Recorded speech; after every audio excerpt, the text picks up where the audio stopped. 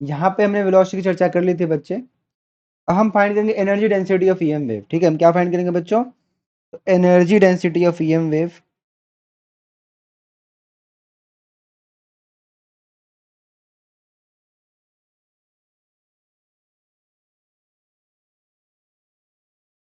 कैसे फाइंड करेंगे इसको? तो बड़ा आसान से तरीके से फाइंड करने का बच्चे देखिए। हमें पता है बच्चों कि यहाँ पे इलेक्ट्रिक फील्ड भी ऑसिलेट कर रहा है, मैग्नेटिक फील्ड भी ऑसिलेट कर रहा है। अब तक तो ये बात को आपको दिल पे छप जाना चाहिए बच्चे, क्या क्या ऑसिलेट कर रहा है, क्या क्या ऑसिलेट नहीं कर रहा है। ठीक है, तो हमें ये बात तो पता है। यहाँ पे हम लिख सकते हैं साफ साफ कि इन फ्री स्पेस, अभी फ्री स्पेस की बात चलिए बच्चे, in free space the energy density, the energy density of electric field, electric field E is small u E equals to half epsilon naught E square. ये हमने capacitor में वाले जब टॉपिक बढ़ा था बच्चे, कितना इलेक्ट्रिक फील्ड का डेंसिटी होता है। सिमिलरली जब हम इंडक्टर पढ़ते तो हमने देखा था बच्चों कि मैग्नेटिक फील्ड की कितनी डेंसिटी होती है, वही हमने देखा था बच्चों। ओके, तो magnetic energy density, magnetic energy density will be U B half mu naught, sorry half B square by mu naught. ठीक है, म्यू ई म्यू बी हमने यहाँ पे देख लिया। अब दोनों को अगर मैं ऐड कर दूं तो मेरे पास में टोटल एनर्जी डेंसिटी आ जाएगा बच्चों, दोनों ऑसिलेट कर रहे हैं। तो total energy density will be nothing but mu E plus, sorry mu नहीं है बच्चे, U E plus U B which is half epsilon naught E square plus half B square by mu naught. इतनी बात समझ में आ गई बच्चे आपको? तो यहाँ पे जब हम दोनों को ऐड करेंगे इतनी वैल्यू आ चुकी है हमारे पास में। ठीक है, अब हमें पता है कि बच्चे कि यहाँ पे जो इलेक्ट्रिक, क्योंकि वेरिएबल इलेक्ट्रिक मैग्नेटिक फील्ड है, तो यहाँ पे हम आरएमएस वैल्यू को लेकर चलेंगे, है ना? कौन सी वैल्यू? आरएमएस वैल्यू को लेकर चलेंगे। बिकॉज ऑफ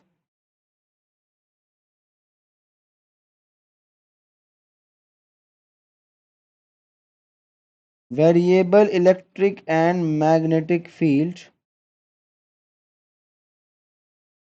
यहाँ पे हमारा यू कितना होगा बच्चे? Half epsilon naught E R M S का square plus half B square R M S upon में mu naught. R M S इसलिए बच्चों की वेरिएबल इलेक्ट्रिक और मैग्नेटिक फील्ड है, तो आरएमएस वैल्यू हमें उसका कांस्टेंट डीसी वैल्यू बताता है ना?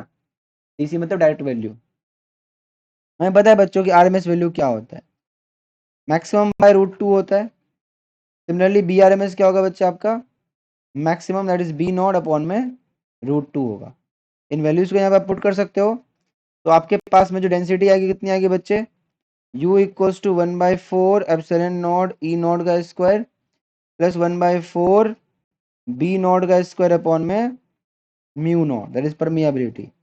ये हमारे आगे बच्चे टोटल एनर्जी डेंसिटी है ना, इतना आ गया। अब हमें पता है बच्चों यहाँ पे कि ई नॉट क्या होता है बच्चे आपका? सी बी नॉट होता है, ये पता है हमको।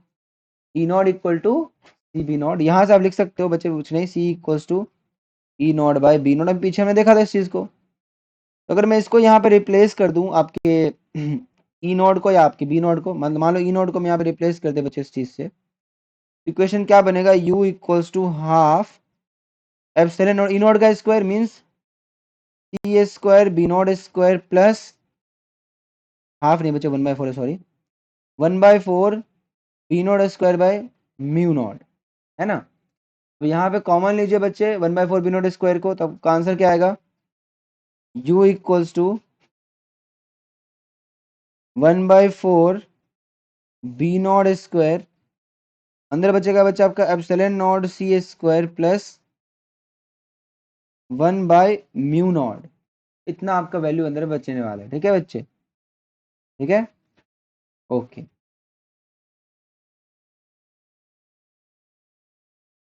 फाइन। अब सी स्क्वायर क्या होता है बच्चे, आपको याद होगा सी का वैल्यू भी हमने देखा था बच्चे पीछे, दैट इज सी इज 1 में under root mu not epsilon naught, है ना। उसको अगर मैं यहाँ पुट कर दूं तो क्या बनेगा ये बताइए, u equals to 1/4 B naught का स्क्वायर एप्सिलॉन नॉट 1/√, उसका स्क्वायर करेंगे तो रूट हट जाएगा, है ना, ये स्क्वायर था, तो mu not epsilon nought plus 1/म्यू नॉट, इससे ये कट गया बच्चे आपका, और आपका आंसर क्या है बच्चे 1/2 बी नॉट का स्क्वायर अपॉन में म्यू नॉट, ये आपका परफेक्ट आंसर आएगा बच्चे यहाँ पे, which is equal to mu B. Can you see it? तो मैग्नेटिक एनर्जी डेंसिटी के इक्वल है बच्चे ये, क्योंकि हमने देखा था ना यहाँ पे कि मैग्नेटिक ही इलेक्ट्रिक को प्रोड्यूस कर रहा था, इलेक्ट्रिक मैग्नेटिक को प्रोड्यूस कर रहा था, इसका मतलब दोनों की डेंसिटी क्या होगी, मैक्सिमम डेंसिटी सेम ही होने वाली है, तो इसलिए वहां पे क्या है बच्चे आपका सेम आया। तो you can also right that, you can also write that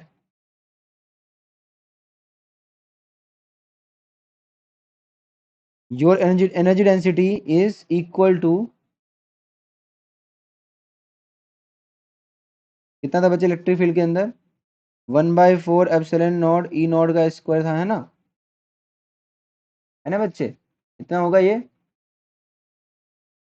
क्योंकि दोनों दोनों तुम्हारे बराबर है ना, मैग्नेटिक मैग्नेटिक और वो तो बराबर है, ये तो इसका बराबर हो गया, okay, which is equals two plus 1/4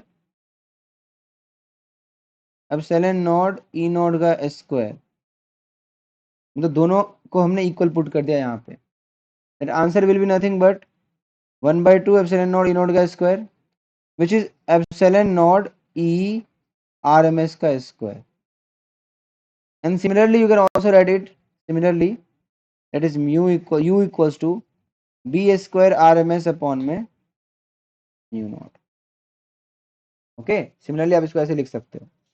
ये कहानी यहाँ पे चली है बच्चे, energy density of EM wave. तो यहाँ पे क्या है हमारे पास, शॉकिंग रिजल्ट क्या था बच्चे, जो टोटल एनर्जी डेंसिटी था वो किसके बराबर आया था बच्चे, तो मैग्नेटिक डेंसिटी के बराबर आया था, मैग्नेटिक एनर्जी डेंसिटी के बराबर आया था बच्चे, ठीक है, टोटल एनर्जी डेंसिटी, ये हमने यहाँ पे देखा। आगे बढ़ते बच्चों, इंटेंसिटी की बात करेंगे हम, इंटेंसिटी ऑफ ईएम वेव की बात करेंगे बच्चे यहाँ पे। नेक्स्ट टॉपिक हमारा बच्चे intensity of EM wave. So let's see what is intensity of EM wave, what is the intensity of EM wave. तो the energy crossing per unit area per unit time is called intensity, है ना। इसका definition क्या होता है बच्चे, energy crossing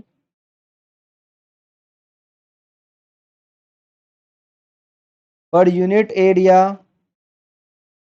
okay,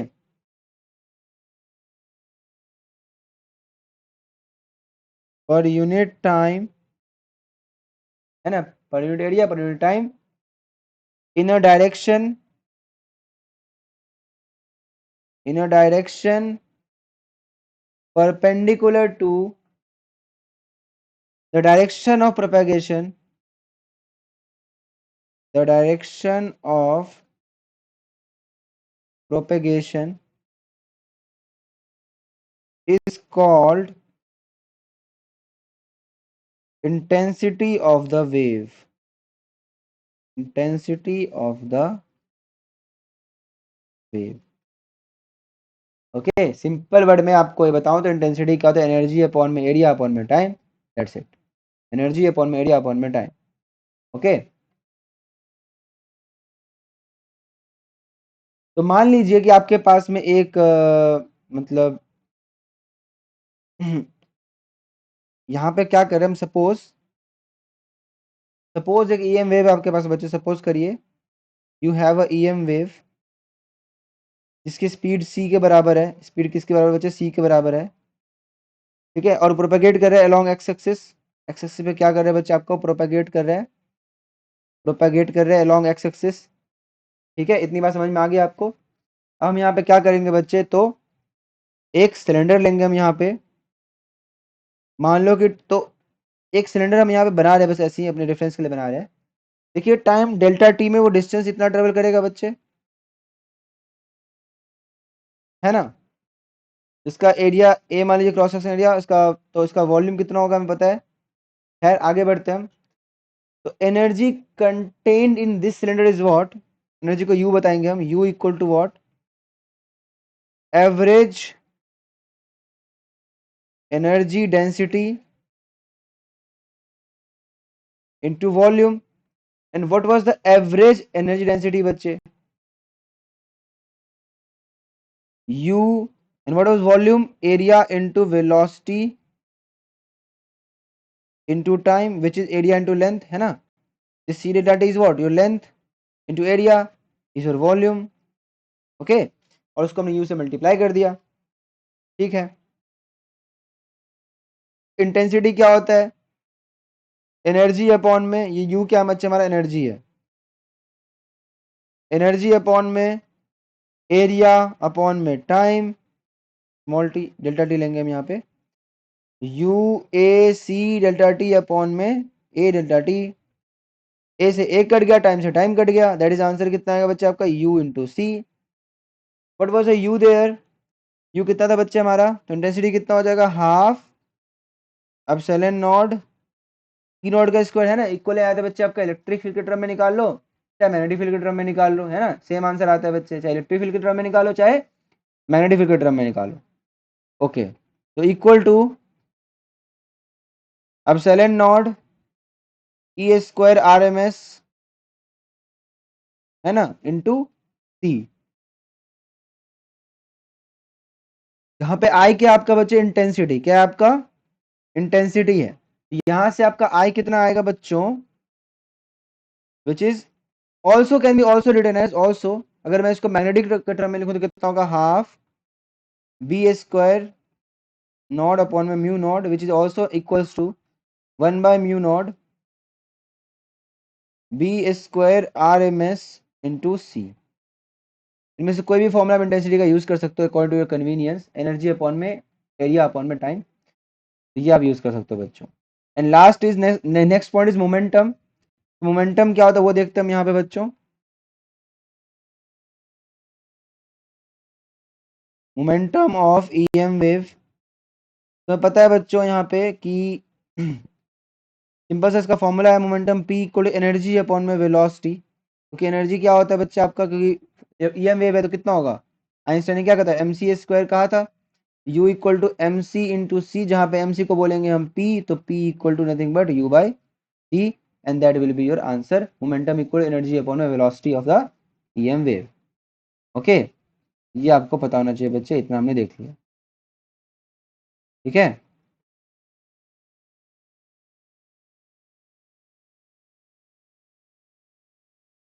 okay बच्चों, तो इस टॉपिक पे हम कुछ क्वेश्चन करेंगे, यहाँ पे हमारा basic concept of EM wave खत्म हो जाता है। Will deal with some question this topic in next class.